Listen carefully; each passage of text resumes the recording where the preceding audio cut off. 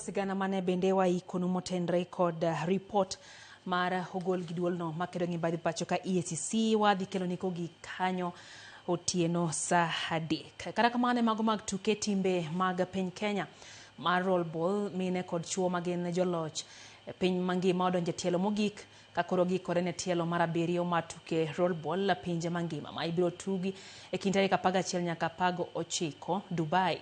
Chendo mag walo jotugo notim momondo e season manonywando jotugo mawuok e piny Kenya mangima.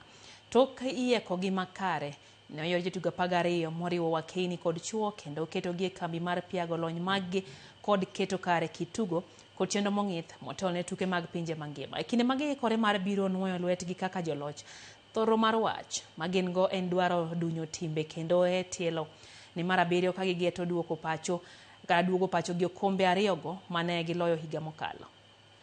Ready to go to defend the World Cup because currently we are the World Cup champions, which we won in 2023 in Pune, India. So both men and women are World Cup champions.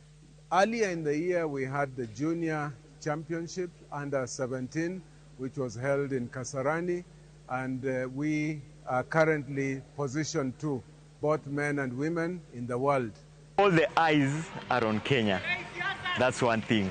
So that's one thing we are going as an advantage, which we should utilize because they know they are playing with the defending champ, so they have to do something else. And we know we also have to really up our game. So as someone who was with the game when it started, I've had to push myself further to keep up with the new styles of shooting using both hands, one hand, to keep myself relevant through the 13 years. Plans have been underway all through from August.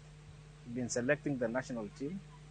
At the moment, we now have the full squad of 12 men and 12 women, then their coaches and maybe administrators.